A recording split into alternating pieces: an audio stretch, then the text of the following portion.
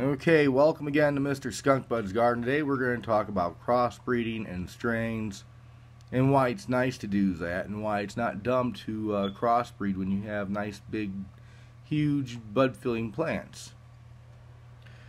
You see this right here? When I order out for marijuana seeds, I'm paying $10 a seed. And I love the strains that I'm getting because the places I order out from have great seeds.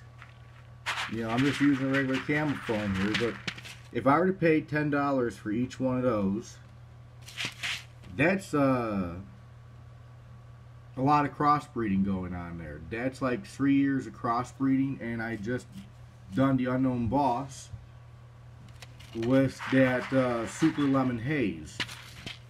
So if this comes out turning lemony, which I'm hoping for, I am going to call this the Super Lemon Boss Haze. I also have some other seeds here. Remember that little tiny plant I had of the Unknown Boss, the little baby one? I used that little itty bitty tiny one for crossbreeding and got a nice container full of nice big fat seeds. This right here, these are all Boss Mag 48 seeds up in here. That's when I crossed an Afghani original with one of the world's most biggest and potent autoflowers, which I'm not going to say the name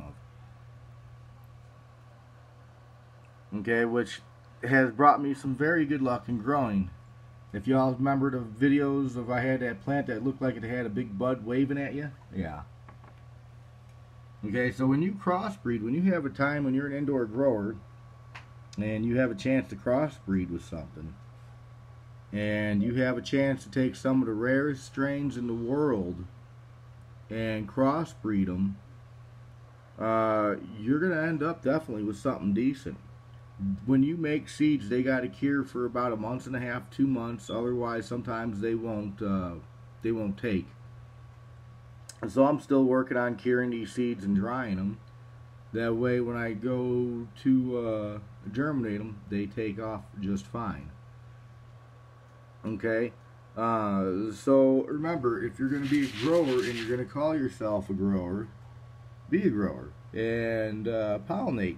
Get yourself several years worth of great strains of medicine that you can be proud of in your own home. It's not that difficult. These seeds right here are some of my favorite of the favorite because they are like, they're just big hefty seeds. You know, this is just a phone shot, but these are probably like the bigger seeds out of the bunch. And I still got plates and jars filled with stuff that I'm just breaking in to shake to smoke. That's not bad. It gets you pretty stoned. You know, those are all the seed shells, casings. But now imagine paying $10 for every one of these.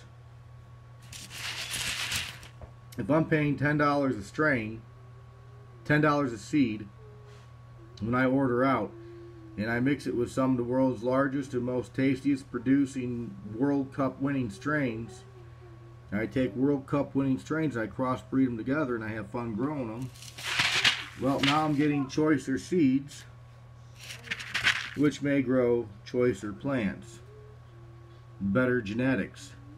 This has been another episode of Mr. Skunkbud's Garden.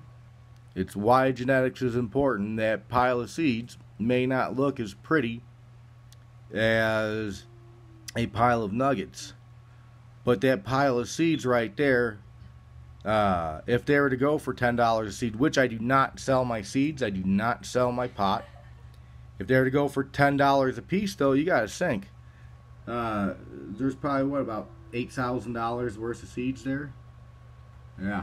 Think about that. Have a good day.